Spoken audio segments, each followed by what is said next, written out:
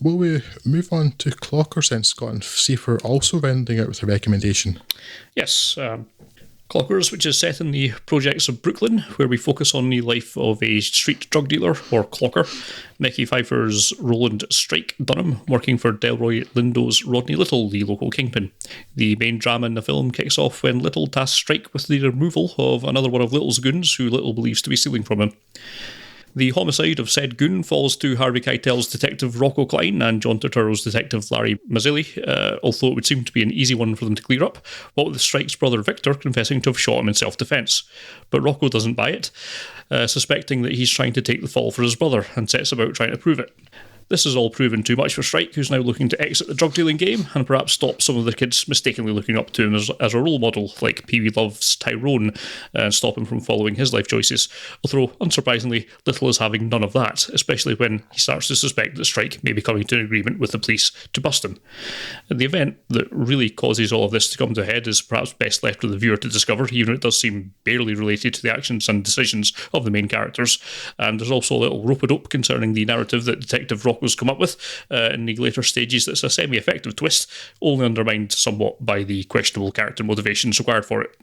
But this is another Lee film where the setting, the characters and the politics of it are much more compelling than the narrative that they're living through, which is perhaps much more of a problem in Clockers than the other films we've discussed today, purely because for once this is more focused on narrative, and it's just not all that great. Not bad, to be sure, but not great. Again, it's by no means an unenjoyable film, and one that has more than enough acting chops on display across a very talented cast to get by on, but this is not essential viewing. Yeah, I would struggle to recommend this one. It's not bad, but I wasn't particularly excited by most of it, to be honest. Perhaps most notable these days for having a Harvey Keitel performance that's somewhat restrained, which was not the case soon after this. Yes.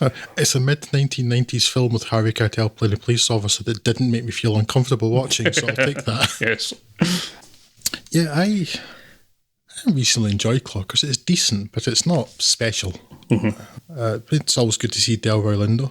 Mm-hmm. I think if I have a problem with this film, I suspect the same problem you have, Scott, is that Kai Pfeiffer's character's brother, like, why did he do what he did? Yes. Yeah. It doesn't even make a lot of sense at all. It is sort of slightly set up, but not really. It's like the world's least convincing attempt at convincing from his brother to get it, but no, it just doesn't really wash. Yeah, it's like, I mean, it's not that the act itself makes no sense. It's just that you need to explain it. It could be explained. Yes. You put in a little bit about, I don't know, intrusive thoughts of something that he'd been having before, or something like that, or that there was actually something with this person, or something. But it's like he's just he's a bit tired. Yes. So he does that. I'm not seeing a believable impetus for that at all. No, not at all. Yeah, it's a pity. But the acting is good. It's just that the narrative needs more structure and depth, I think, because it's when the kid doing what he did, the least set that up is like he gets threatened by Delroy Lindo's partner. Yeah. But the brother, I was like, no, that does not wash. Yeah. Doesn't make any sense. Yeah.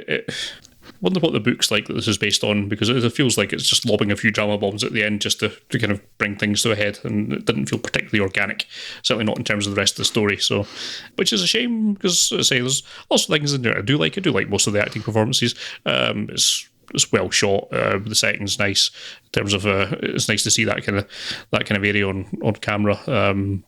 Most of the characters, those actions aside, the characters feel fairly believable. Mickey Pfeiffer's really good, and there are things in isolation that I quite like, but it just doesn't quite hang together as being anything more than okay. Yeah.